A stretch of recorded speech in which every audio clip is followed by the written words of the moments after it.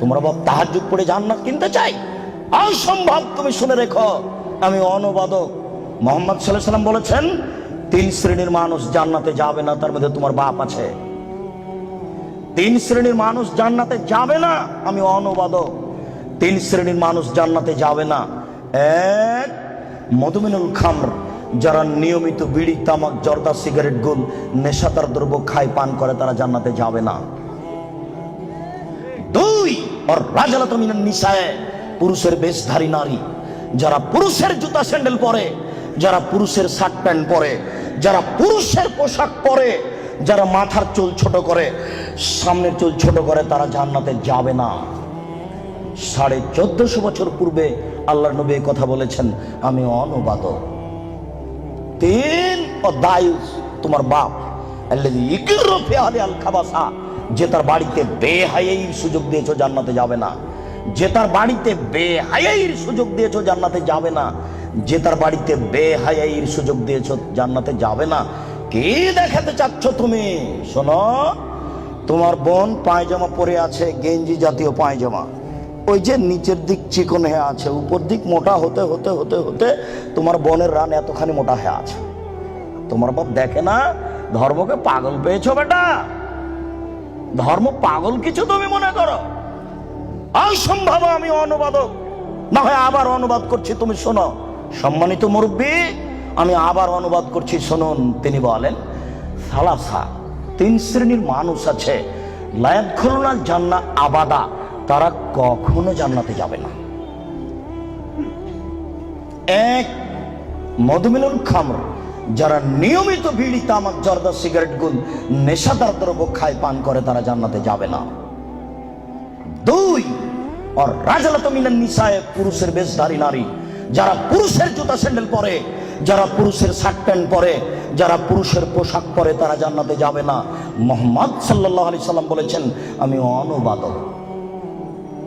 3, ও দায়ুস, দায়ুস কে?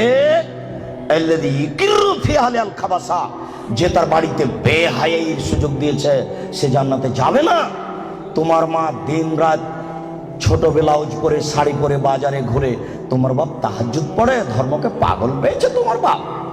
তোমার মা ছোট ব্লাউজ পরে থাকে, এই বাহু থেকে নিয়ে কবজি পর্যন্ত এটুকু ফাঁকা আছে কাপুরুষ, এটুকু কে দেখবে? তোমার বাপকে এটুকু মহল লাগেনি?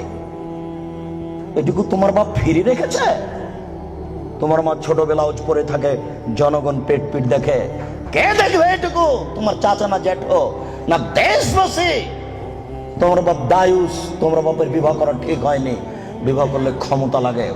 ক্ষমতা মানে চোখ যেভাবে ঘুরে, বউ সেভাবে চলে, এর নাম ক্ষমতা। ক্ষমতা মানে চোখ যেভাবে ঘুরে, ছেলে মেয়ে সেভাবে চলে, এর নাম ক্ষমতা।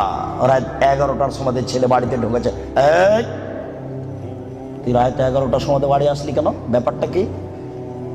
বলিনি মাগরিবের পরে কোথাও থাকা যাবে না, দান ভেঙে দেবো একেবারে। আমি তোর বাপ বলছি, এর নাম ক্ষমতা। জবাব আমি দেব? কেন আমি দেব? মুহাম্মদ সাল্লাল্লাহু আলাইহি সাল্লাম কোনোদিন বলেননি, এই ছেলে তোমার বয়স 7 বছর, নামাজ পড়ো। এই ছেলে তোমার বয়স 7 বছর, নামাজ পড়ো। এইভাবে তিনি কোনোদিন বলেননি। তিনি বলেননি, এই ছেলে তোমার বয়স 10 বছর, নামাজ পড়ো, নাহলে তোমাকে পিটাবো। এই কথা তিনি কখনো বলেননি। তিনি বলেছেন, মুরু আওলাদাকুম বিসসালাত ওয়াহুম আবনাউ সাব'i সিনিনা, পৃথিবীর পিতা তোমরা তোমাদের ছেলেকে নামাজ পড়তে বলো যখন তার বয়স 7 বছর। ওয়াজরিবুহুম আলাইহা ওয়াহুম আবনাউ 10 সিনিনা, তোমরা তোমাদের ছেলে মেয়েকে নামাজ পড়তে বলো পিটিয়ে যখন তার বয়স 10 বছর। এই ছেলেটার বয়স 15 বছর, নামাজ পড়ে না, বলেন তার বাপ আছে? বলেন দেখি যে তার বাপ আছে? কাপুরুষকে আমরা বাপ বলি না। জবাব আমি দিব কেন? তোমার বাপকে তাহাজ্জুদ পড়ে জান্নাত কিনতে বলিও। আমি কথা এখনো বুঝাতে পারিনি, আবারও বলি, আল্লাহর নবী কি কোনোদিন কোনো ছেলেকে বলেছেন যে তুমি নামাজ পড়ো? কোন 10 বছরের বাচ্চাকে কি আল্লাহ নবী বলেছেন যে তুমি নামাজ না পড়ো নাহলে পিটাবো? না তার বাপকে বলেছেন যে তুমি তোমার ছেলে মেয়েকে নামাজ পড়তে বলো? না, বুঝাতে পারলাম না। আল্লাহর নবী বাপকে বলেছেন না ছেলেটাকে বলেছেন? এবার ছেলে তুমি বলো, আমার বাপ তাহাজ্জুদ পড়ে জান্নাতে যাবে, আমার ছোট ভাই বাজারে ঘুরবে, আমার বোন নগ্ন পোশাক পরে কলেজে যাবে, আমার বাপ তাহাজ্জুদ পড়ে জান্নাত কিনে নিবে। পাগল পেয়েছো ধর্মকে?